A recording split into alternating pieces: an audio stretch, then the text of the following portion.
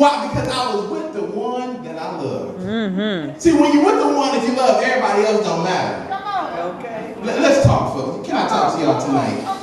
I said, can I talk to y'all tonight? Now, you know, I'm gonna make sure you don't go to sleep. Don't worry, because everybody's wondering who in the world is under there. But that's all right. We're gonna find that out in a minute. So, have you ever wrote a note? Not a text, but back in a little few days ago, when we liked somebody, we would write them a note. And especially when you was what they call smitten, you would say, dear, put your name right there. I've been looking at you, and I think you cute. And I was wondering, would you be my boyfriend, girlfriend, boo? And then we would put yes or no. And then some would be crazy and put maybe. What? I wanted it, and then we would fold it up. Y'all know anything about that? And see, I was a Casanova. Let me tell you about me. Not only did I fold my note, but I sprinkled a little cologne on it. And I would have a little sign say, smell. Like it was a scratching sniff. You see what I'm saying? And it's because I wanted her to know that the note wasn't from just anybody. But when she smelled the note, she was had a little fragrance of who wrote the note. And so I sent the note out to the lady, and I was hoping to get the response I was looking for. And so after a while, I would see the young lady, and every time I would see her, I was waiting. I got queasy, and stomach was hurting. I'm thinking, oh, she could say no, then she could say yeah, then what I'm gonna buy her, and what I'm gonna do, and we would get real nervous because I want to know, would she be mine? I took out time to write her a note, told her how I felt, and wanted to know now, will you accept what I've given you? Let me help you on the spiritual aspect. God wrote that Bible. 2,000 years ago, there was a note that was wrote. Yes. Come preach. And from the beginning of the note to the end of the note, he was telling us how much he loved us. He was telling us all the stuff that he would do for us. How he could change situations when it seemed like they were hopeless. When he told me, when you felt like you was alone, I'm always with you. I'm always by your side. I care about you. I'll hold your hand in the midnight hour. I can soothe your troubled mind. I can fix that hurt heart. I can do what no other person can do. You know, a love letter. The love letter was so long, it took 66 chapters. Excuse me, books. Not chapters, it took books. A 66 book letter that he wrote to you. That he wrote to me. And told me I love you with an everlasting love. In other words, I love you even when you don't love me.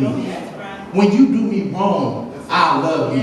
When you walk away from me, I still love you. When you're not thinking about me, I still love you. Now, what kind of person will love somebody that walk away from them? What kind of person will love somebody that talk about them, that mistreat them, that will lie on them, that spit on them, that abuse them? What kind of person? Oh, let's ask you. Could you love somebody that cussed you out? Could you love somebody that slapped you and abused you? Could you love somebody that stole from you and still bless them and still give it to them? Could you love them?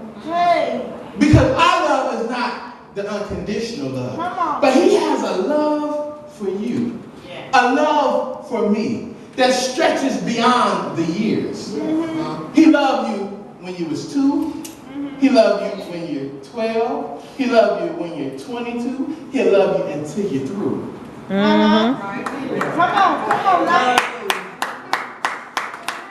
His is what you call eternal love. let's talk now. Let's talk. Let's talk. Because we got people out there that are good talkers.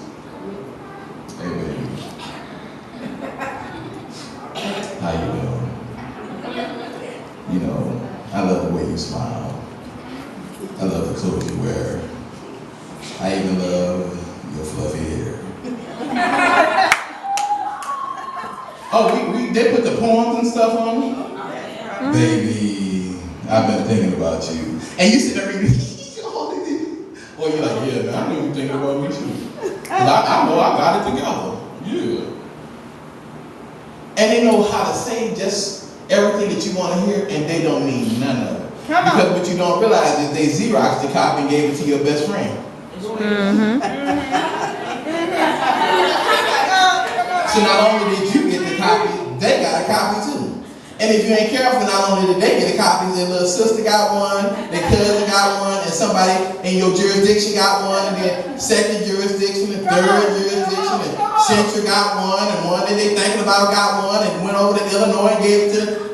It's not for you. Come on. They just give their love to anybody. But Jesus honed his love just for you. You ain't got to be me and you. It's about me.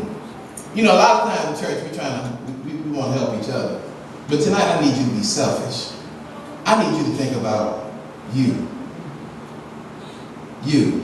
I don't want you leaving here talking about, well, we all are saved. No, are you saved? Come on. Are you? When I stood in that room by myself, I didn't care about nobody else.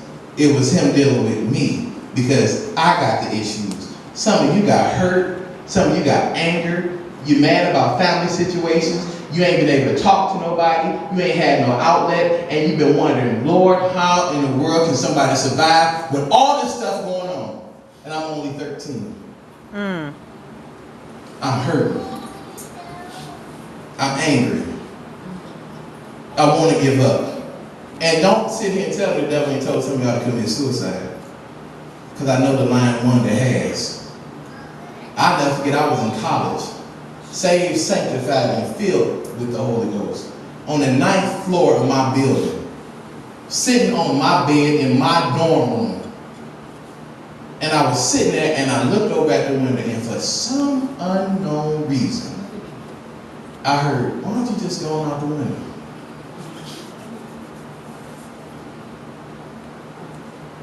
And I felt my legs begin to move. And I thought to myself, are you serious? Who you think you are?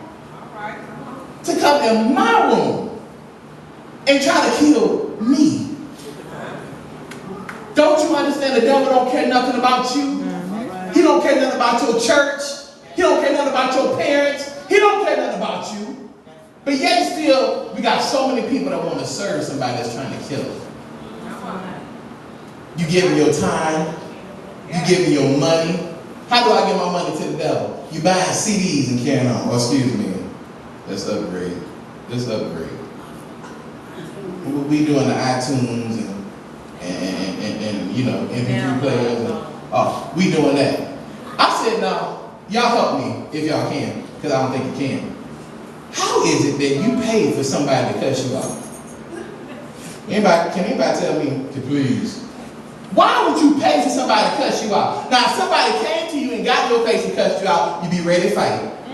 But you will pay somebody on some song to cut you out, and you sitting there talking about, yeah. Preach. Tell the truth. Come on. And that's all right. And then you wonder why you got issues of anger. Because you listen to somebody that's always talking about kill and murder. All right. You wonder why you got little itches and can on because they talk about mess that they ain't got no business talking about and you ain't got no business listening to. Come on. Talking about I love you, right? They can't spell love, let alone do it. Hello? We got these young men out here trying to be something that they not. These young women